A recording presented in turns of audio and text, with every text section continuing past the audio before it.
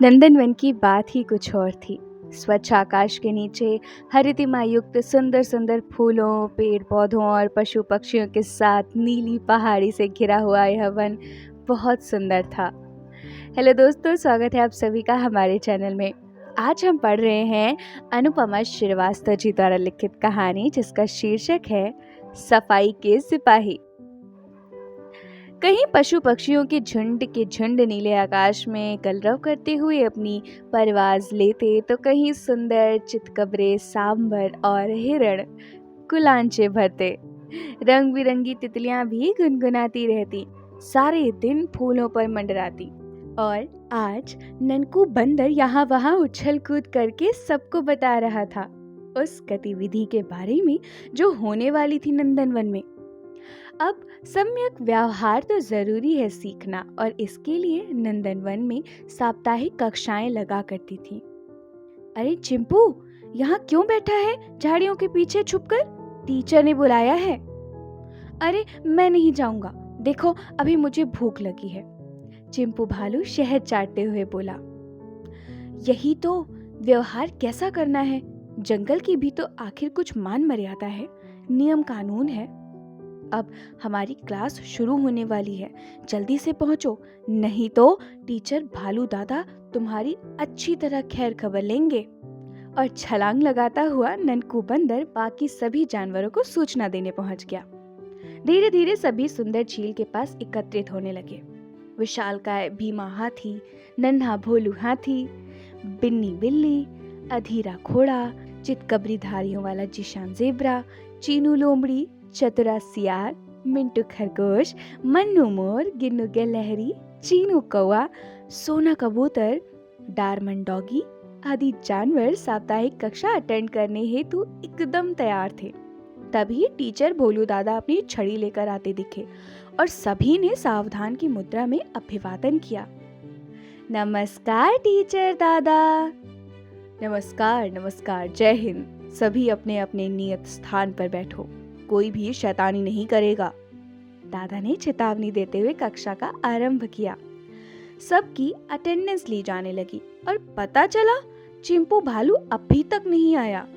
तभी मैं आ गया हूँ, डर से हकलाते हुए चिंपू ने कक्षा में प्रवेश किया।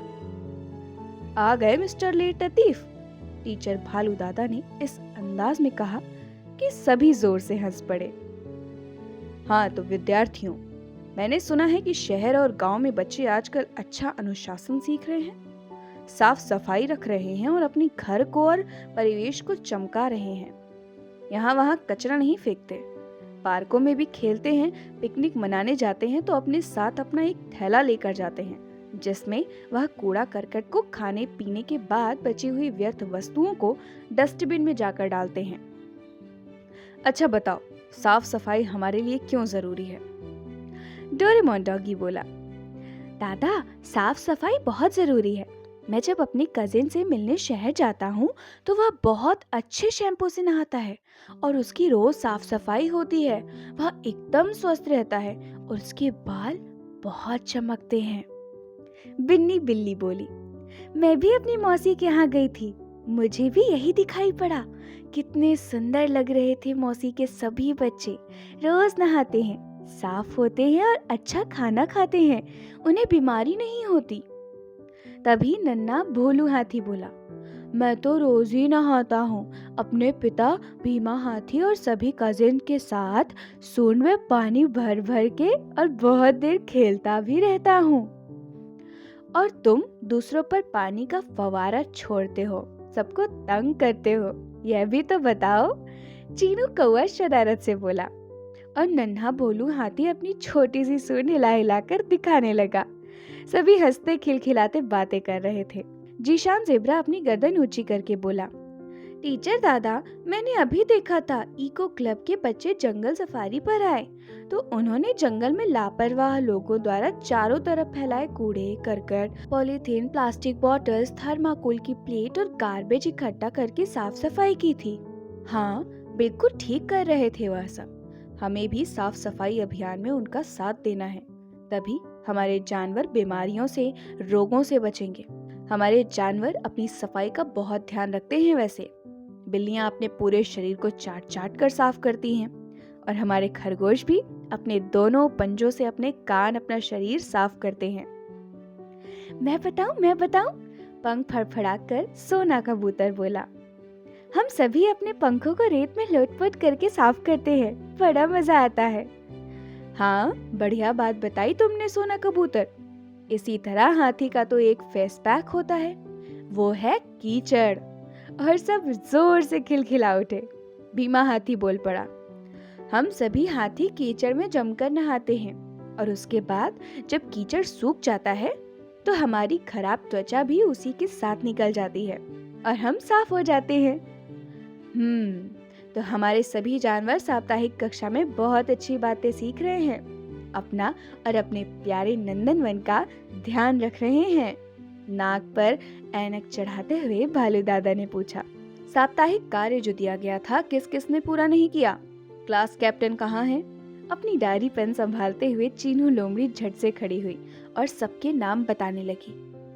टीचर दादा, चिंपू भालू अभी भी मधुमक्खी का छत्ता और बड़ी बड़ी कटीली झाड़ियाँ यहाँ वहाँ फेंक रहा है। चलो चलो अब तुम यहाँ आओ। भालू दादा ने चिंपू को आगे बुलाया। चिंपू को लेट आने की सजा मिली और गंदगी फैलाने के लिए भी। 2 छड़ी उसके हाथों में पड़ी। डायरी के पन्ने पलटते हुए बोली चीनू लोमड़ी।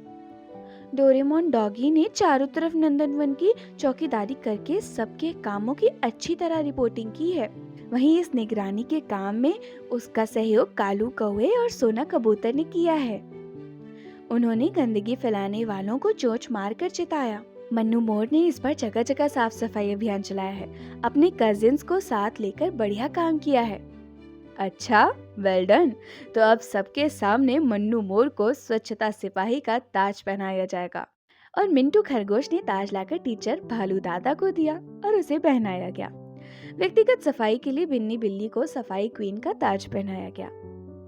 आज कक्षा को सुंदर सुंदर फूल पत्तियों, हरी बेलों और रंग बिरंगे पंखों से सोना कबूतर और जिशान ज़ेब्रा ने मिलकर सजाया था। उन्हें भी शाबाशी दी गई। कक्षा तालियों की गड़गड़ाहट से गूंज उठी। भालू दादा ने क्लास की समाप्ति की घोषणा करते हुए कहा कि आज जो हैरी, हिरण और अन्य जानवर अनुपस्थित हैं, उनको अगली कक्षा में शामिल होने की सूचना दी जाए, नहीं तो उन्हें जुर्माना भरना पड़ेगा और सजा भी मिलेगी।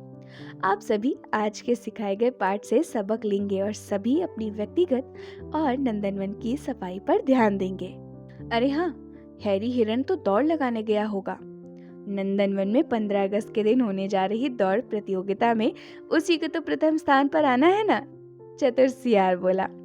अरे, उसे तो मैं जबरदस्त टक्कर दूंगा। जोश में अधीरा घोड़ा हिनहिनाया और सारे के सारे हंस पड़े।